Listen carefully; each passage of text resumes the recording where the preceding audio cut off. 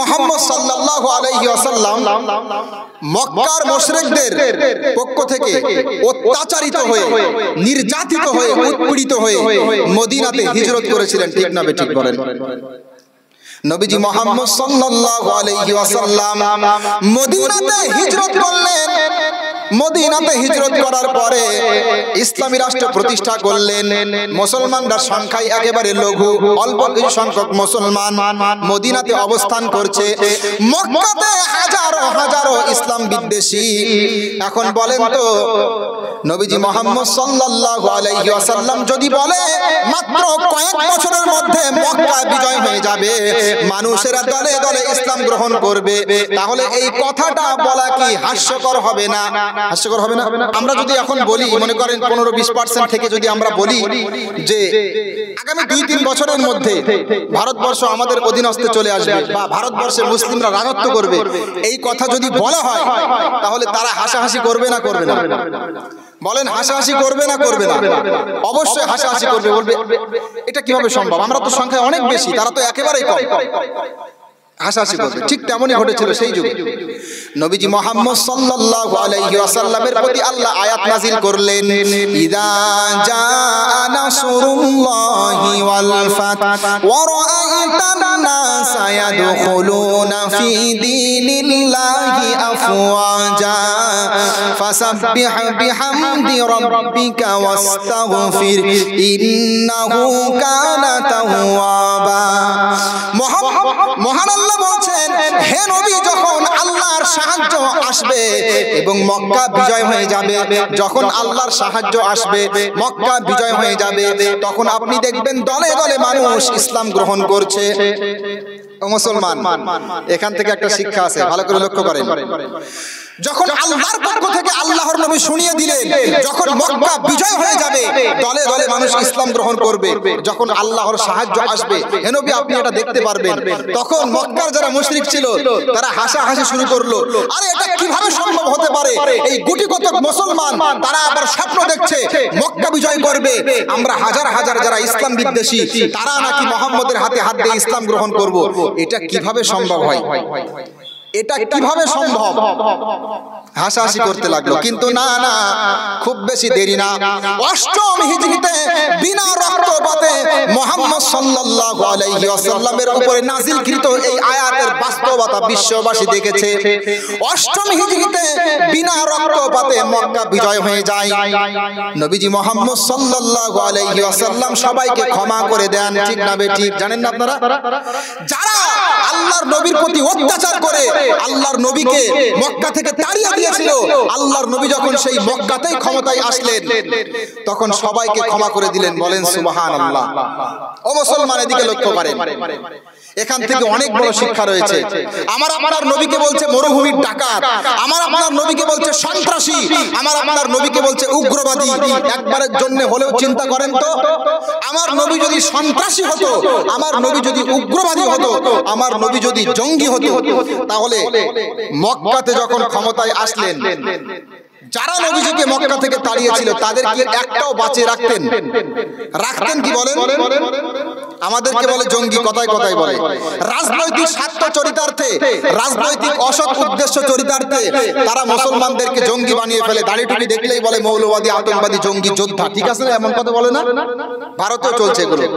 যদি আমরা আতঙ্কবাদী হতাম, যদি আমরা জঙ্গি হতাম, তাহলে ভারতবর্ষে মুসলিম হতো সংখ্যাগরিষ্ঠ। কারণ এই ভারতবর্ষ 100 বছর 200 বছর না, প্রায় কত বছর বলেন? প্রায় 700 বছর মুসলমান রাজত্ব করেছিল, ঠিক না? যদি আমরা বাধ্য করতাম ইসলামের প্রতি কাউকে, তাহলে হয়তোবা ভারতবর্ষের সংখ্যাগরিষ্ঠ মুসলমানরা হতো।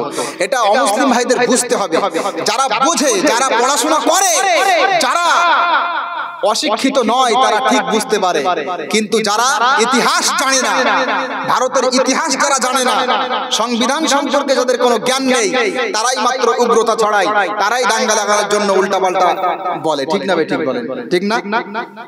সাম্প্রদায়িক সম্প্রীতি আমাদেরকে শেখাতে হবে না।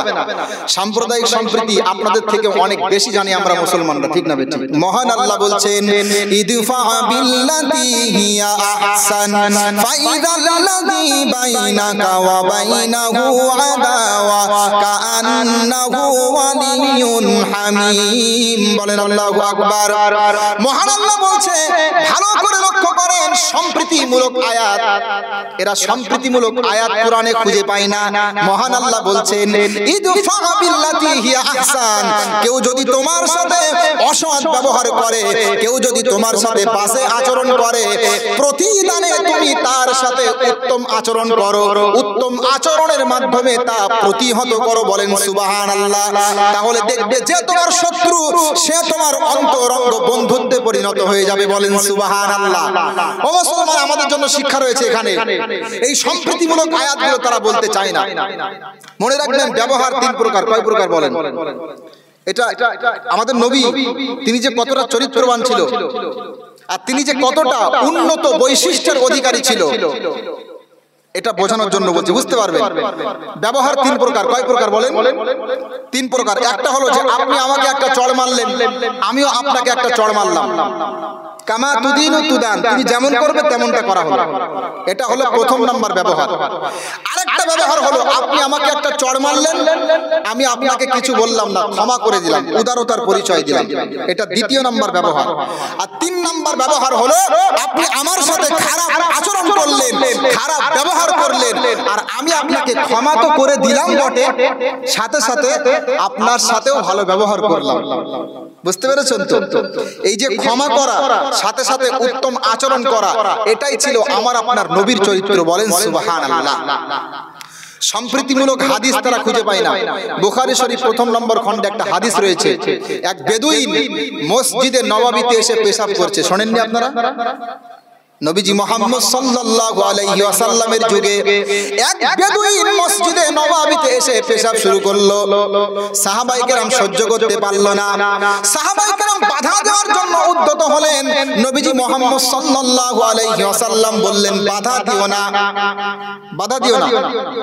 কারণ কি জানেন, যখন মানুষ পেশাব করতে বসে, যখন পেশাব রানিং হয়ে যায়, তখন যদি তাকে বন্ধ করতে বলা হয়, যদি আটকে দেওয়া হয়, তাহলে তার জন্য এটা খুবই কষ্টকর। ঠিক না বেঠিক? এমনকি শরীরে রোগ তৈরি হতে পারে। নবীজি মুহাম্মদ সাল্লাল্লাহু আলাইহি ওয়াসাল্লাম, তিনি তো আধ্যাত্মিক মানুষ, বললেন বাধা দিও না।